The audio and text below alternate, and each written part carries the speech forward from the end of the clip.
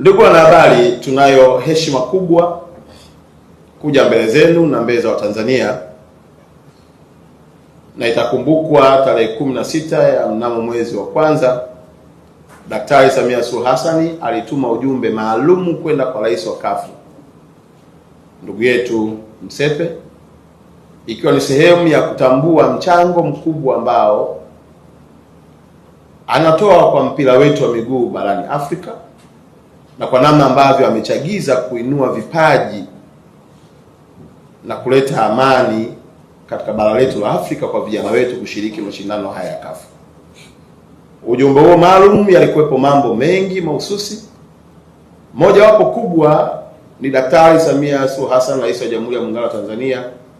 kumuonyesha rais wa CAF namna gani yuko tayari kuwekeza kwa gharama yoyote kuhakikisha kwamba Tanzania ina image kwa giant of football Africa na ikiwezekana duniani. Mashirikiano haya yalitupa nafasi ya kukutana na rais wa mpira wa shirikisho letu ndugu yetu Msepe, na aliopokea ujumbe wa Daktari Samia kwa uzito mkubwa. Miongoni mwa mambo ambayo tulijadiliana ni pamoja na kuomba CAF kuwa inafanya mikutano yake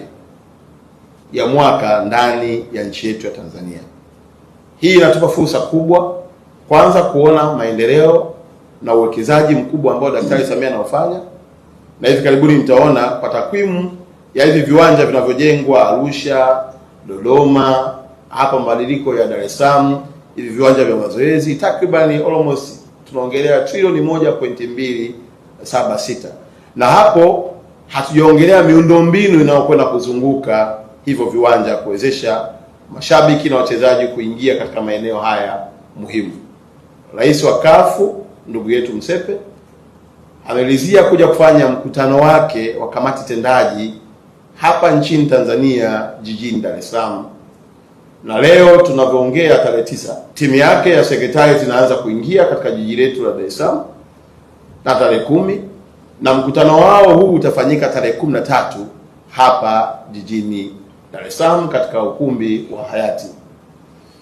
Tumeona tuwape habari hizi njema kwa sababu ni fursa kubwa, lakini pia ni diplomasia iliyojengwa na Daktari Samia Suluhu Hassan na kuiwezesha Afrika kuiona Tanzania ni moja ya nchi salama na yenye mchango mkubwa katika sekta ya mpira wa miguu, na kufikia hatua ya kuamua kuja kufanya mkutano wao wa kamati tendaji katika mji wetu wa Dar es Salaam, ikiwa ni sehemu ya utendaji na upitiaji wa mambo yao na mipango yote ya michezo ya Afrika nzima kwa mwaka 2026. Habari hizi ni njema kwa sababu pia viongozi hawa watapata nafasi ya kupata taarifa ya maendeleo tulionayo na hatimaye kutoa kauli juu ya nini kitaendelea kufanyika ndani ya nchi yetu ya Tanzania.